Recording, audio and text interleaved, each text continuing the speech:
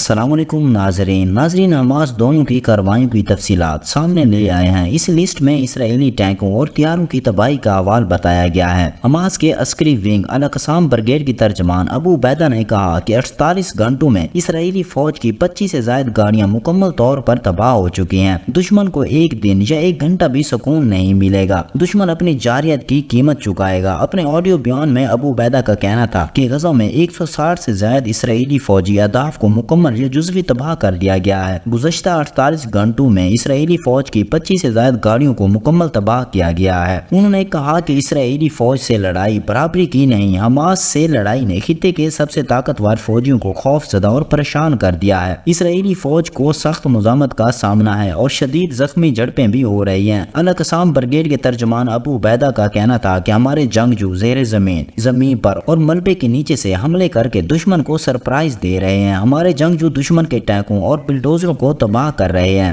اسرائیلی فوج نے صرف ایک ہی مقصد حاصل کیا اور وہ قتل عام اور مظالم ہے۔ دوسری طرف لبنان کی ایرانی حمایت یافتہ حزب اللہ نے کہا کہ اس کے جنگجوؤں نے اسرائیل کے ساتھ جاری جنگ کے دوران نئے ہتھیار متعارف کرائے ہیں۔ امریکی خبر رساں ادارے ایسوسییٹڈ پریس کے مطابق حزب اللہ نے سنیچر کو بتایا کہ انہوں نے لبنان اسرائیلی سرحد پر ہونے والی جھڑپوں کے دوران ایک نیا میزائل بھی متعارف کرایا ہے اور وہ اسرائیل پر دباؤ بڑھائیں گے۔ حزب اللہ کے سربراہ سید حسن نصر اللہ نے امریکہ پر تنقید کرتے ہوئے کہا کہ وہ واحد ملک ہے جو غزہ پر اسرائیلی جارحیت کو روک سکتا ہے، لیکن وہ ایسا نہیں کر رہا۔ انہوں نے کہا کہ عراق اور شام میں امریکی فوجیوں پر حملے بھی اس وقت تک نہیں رکیں گے جب تک غزہ میں جنگ کا خاتمہ نہیں ہوتا۔ حزب اللہ کے سربراہ کا یہ بیان ایسے وقت میں سامنے آیا جب لبنان کے جنوبی سرحد پر اسرائیلی فورسز کے ساتھ جھڑپوں میں شدت دیکھی جا رہی تھی۔ حزب اللہ نے جمعہ کو شمالی اسرائیل پر 3 خودکش ڈرون حملے کیے تھے۔ اس سے قبل اسرائیل نے شام کے وسطی علاقے میں ایک حملے میں حزب اللہ کے 7 جنگجوؤں کو ہلاک کر دیا۔ جمعرات کو اسرائیل کے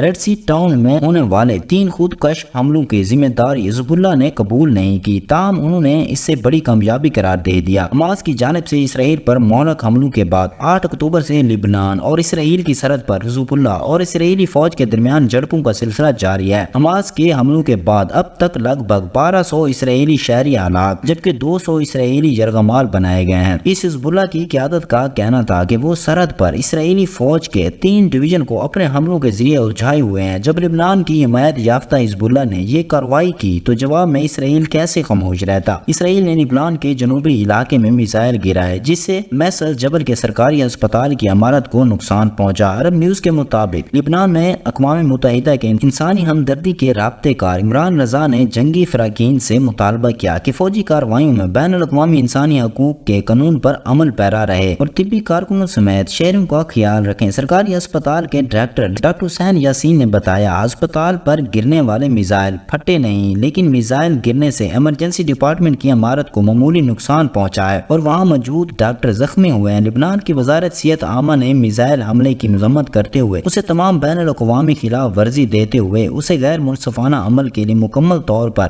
اسرائیلی حکام کو ذمہ دار ٹھہرایا ہے۔ جب دونوں جانب کارروائیاں ہوئی تو حزب اللہ دوبارہ متحرک ہوئی۔ حزب اللہ کے رہنما حسن نصر اللہ نے ہفتے کو اپنے خطاب میں اعلان کیا کہ اپنے دشمن اسرائیل کے خلاف ان کا محاذ فعال رہے گا۔ حسن نصر اللہ کا کہنا تھا کہ حالیہ دنوں میں ان کے مسلح گروپ نے نئی اقسام کے ہتھیاروں کا استعمال کرتے ہوئے اسرائیلی اہداف کو نشانہ بنایا۔ آپریشنوں کی تعداد، حجم اور اہداف کی تعداد میں اضافہ ہوا اور اس کے ساتھ ساتھ ہتھیاروں کے اقسام میں بھی اضافہ ہوا۔ ان کا مزید کہنا تھا حزب اللہ نے برکان نامی میزائل استعمال بھی کیا جس کا پیلوڈ 300 سے 500 کلو گرام کے درمیان ہے اور حزب اللہ نے پہلی بار ہتھیار لیس ڈرون کا استعمال بھی کیا۔ ہم پہلے بھی بتا چکے ہیں کہ حماس اور اسرائیل کی یہ جنگ باہر پھیلتی جا رہی ہے اور اب یہ ثابت بھی ہو رہا ہے۔ اب تک ایران کے صدر ابراہیم رئیسی بھی مسلسل میدان میں موجود ہیں۔ انہوں نے کہا کہ اسرائیلی غزہ پر اتنی بمباری کر چکا ہے کہ 7 ایٹم بم کے برابر ہے۔ خطے میں ہونے والی تمام کارروائیوں میں امریکہ کا ہاتھ ہے۔ اس نے اسرائیلی مظالم کے لیے راہ ہموار کی۔ ہمیں اسرائیل کے جنگی جرائم کا مقابلہ کرنا ہوگا۔ دہشت گرد اسرائیل فوری طور پر غزہ سے باہر نکل جائے۔ ہمیں غزہ کے مسئلے کا حل تلاش کرنا ہے۔ فلسطین امت مسلمہ کا فخر کا نشان ہے اور اسرائیل غزہ میں بمباری کے ذریعے نئی نسل کو ختم کر رہا ہے۔ وہاں ہونے والے ظلم تمام عالمی قوانین کا مذاق اڑا رہے ہیں۔ غزہ کو دنیا کے سب سے بڑی جیل بنایا گیا ہے۔ میرا عالمی برادری سے سوال ہے کہ غزہ کے شہداء کا کیا قصور ہے؟ شہید خواتین کا کیا قصور ہے؟ ہمیں بتایا جائے شہید ہونے والے بچوں کا کیا قصور ہے؟ ہے۔ امریکہ اسرائیل کے ساتھ جنگی جرائم میں شریک ہو رہا ہے۔ وہ غزہ کو تباہ کرنے کے لیے اسرائیل کو بڑے پیمانے پر جنگی ہتھیار اور رقومات فراہم کر رہا ہے۔ ہمیں اسرائیلی جارحیت روکنے کے لیے مشترکہ لائحہ عمل بنانا ہوگا۔ تو دوستو آج کی ویڈیو اتنے ہی، ملتے ہیں نیکسٹ ویڈیو کے ساتھ، تب تک کے لیے اللہ حافظ۔